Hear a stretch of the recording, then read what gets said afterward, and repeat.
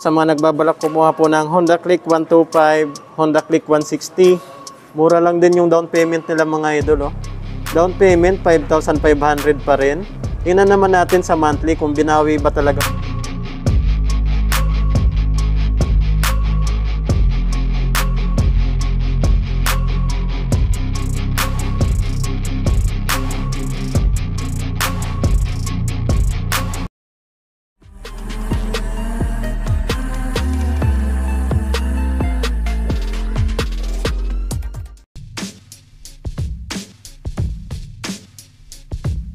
So what's up guys? Kumusta po kayo dyan? Chris Ride Motovlog nga po pala. For today's, nandito ngayon tayo sa DES, Lubixam Incorporated. Dito lang po yan sa General Santos City. Harapan lang po ng Robinsons Mall ng Gensan. Grabe, napakarami po nilang motor dito. Mapa Honda, Yamaha, Suzuki, at Kawasaki mga idol. For today's, dito naman po tayo sa Honda Click 160, tapos yung Honda Click 125i. Marami po silang available na kulay ng Honda Click 125. Ayan po sila mga idol. So ito naman yung ano natin, Honda Click 160. So marami po kasi nagpapa-inquire sa akin ang motor na to. 2024 na mga idol. Alamin naman natin yung updated price nila dito. Meron po tayo ditong glossy blue. So ito po yung white. Ito naman po yung Selby Streak gray. Glossy black naman po dito na may decals na orange tapos gray. Number 1 scooter dito sa Pilipinas. Nahin muna natin yung presyo, wag na natin yan patagalin. So ang spot cash po nila dito ng Honda Click 125i version 3 ay 82,000. 82,000 na po yung spot cash nila dito. Dito po yan sa Gensan, South Cotabato. Dumako naman po tayo sa installment base nila dito. Mura lang din yung down payment nila mga idol. Oh. Down payment 5,500 pa rin. Hindi pa rin nabago. Next year, 2024, ganito pa rin yung down payment daw nila. Tingnan naman natin sa monthly kung binawi ba talaga mga idol. So sa monthly nito, sa 3 months, 26,367. Sa 6 months, 14,657. Sa 12 months, 1 year ay 8,115. Sa 18 months naman po nito ay 5,935. Sa 2 years, 24 months ay 4,845. Sa 30 months ay 4,190. Sa 3 years naman po nito, ayan o, 36 months, 3,754. So, rebates pa po yan ng 200 pesos. So, yan na po yung ano niya sa 3 years. Rebates pa yan ng 200. Mga freebies naman po nila dito, meron po silang free helmet, jersey, TPL insurance, 3 years LTO registration.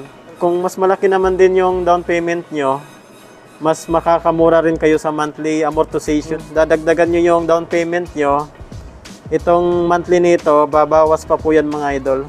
So ito pang praktikalan kasi ito na motipid sa gas, comfortable dalhin, kusang hawak na legroom. Tapos yung ilaw nito, naka-LED na po sa technology, hindi rin po sa tinipid. Ganda pa sa braking system nito mga idol kasi combi brake. Napaka-smooth nito i-brake. Hydraulic disc brake naman yung sa harapan, single pot piston caliper. Ganda rin ang design ng ano niya, ng disc niya. Maganda pa dito yung gulong niya kasi naka-tubeless. Ayan po, napakalaki na rin po nito mga idol, naka-mags. 14 inches na po yung size nito. Sa instrument panel gauge nito mga idol, naka-fully digital na po ito. Makikita nyo na po dito yung speedometer, odometer, gas consumption, voltage ng ating battery. Ito po yung high beam, low beam, horn, turn signal light. Sa bandang kanan naman, electric start. Wala na po itong kickstart mga idol. Kahit wala itong kickstart, basta bantayan lang natin yung voltage ng ating battery. Dating naman po dito banda, napakaganda kasi mayroon na po siyang charging port dito. USB type na po siya. Ayan po, USB type na po ito mga idol. Tapos, meron din po sa lagayan ng cellphone dito. Yan, napakalaki rin po mga idol. Kahit dalawang cellphone, pwede dito. Meron po siyang cover para in case na biglang ulan, hindi mababasa yung cellphone natin habang nagcha-charge. So dito naman po sa right side, nandito naman po, meron po sa dito lagayan ng basahan, barya-barya. So ito naman po yung ignition niya mga idol. Meron po siyang shutter dito. Tapos dito naman po tayo nagbubukas ng upuan natin dito sa seat niya. Pindutin lang natin to. Meron din po sa ditong hook para lagayan natin ng eco bag, mga pinamili natin sa palengke, sa grocery. At ito yung pinaka-important. Meron po siyang legroom na malawak na rin po mga idol. Malalagyan po natin ang mga gamit dito. Pinamili natin sa palengke. Okay na okay po talaga basta may legroom. Napaka-useful po nito. Dito naman po sa bandang upuan niya, napakalapad din po. Napakalambot niya rin, napaka-comfortable upuan. Dating naman po sa underseat compartment na ito. So ito po yung design niya. Dito po yung gas tank niya. Dito po tayo naggagas. Ito naman po yung underseat compartment niya. May kalakihan din po. Ayan po. Dito naman yung battery natin. Ito naman po yung grab bar niya. Naka matte black po yung kulay. Pwede natin yan palitan para malagyan natin ng top box. Meron po sa ditong DRL. Napakaliwanag po nito sa gabi. At ito naman po yung signal light niya. Wala na po kayong makikita dito ang halogen bulb. Lahat po ito naka-LED na. Isa sa kagandahan sa motor na to. So para sa akin, ito talaga yung pinakamagandang kulay. Itong Silvestric Gray. Ayan, ito talaga yung gustong-gusto kong kulay. Tapos ito. Wala yung red. Sayang, wala yung red. Matingkad kasi yung kulay ng red. Kasing tingkad nito. Ganda talaga ng design niya. Oh. Napaka-sporty tapos aggressive na rin po siya. Dito naman po tayo sa Honda Click 160. Napaka-unique ng design niya. Putol po yung DRL niya dito. Yan, ibang-iba talaga yung design niya mga idol. So nandito ngayon ay matte red. Meron din po itong matte black, matte white. So ito po yung available nila dito. Isa ito sa pinagpipilian kong motor. Gusto ko rin kasi mag-upgrade ng automatic motorcycle. Alamin naman natin yung updated price nila dito. Dito pa rin tayo naging Quersades. So ang spot cash po nila dito ay 122,500 pesos. 122,500 pesos. Ayan po yung spot cash nila dito. So sa down payment naman po nito, 10,000 lang po mga idol ang down payment nila dito. Down payment 10,000. Sa 3 months naman po nito ay 38,367. Sa 6 months, 21,287. Sa 12 months, 1 year ay 11,745. Sa 18 months, 8,565. Sa 2 years naman po nito, 6,975. Sa 30 months, 6,020 pesos. Sa 36 months, 3 years ay 5,834. So, rebates pa po yan ng 200 pesos. Lahat yan may rebates pa yan na 200 pesos. If ever na maaga po tayo magbayad. Meron po silang free helmet, jersey, TPL insurance, and then 3 years LTO registration. Grabe, ganda talaga ng looks nitong Honda Click 160. Pagdating pa lang dito sa head niya, ganda na ng pagkaka-design. Ayan po. Meron din po sa ditong glossy black. Pwede ito bilhan ng mahabang dito, windshield. Unique talaga yung pagkaka-design. Headlight niya, hindi mo masyadong makita pag malapitan. Kikita mo dito itong DRL niya.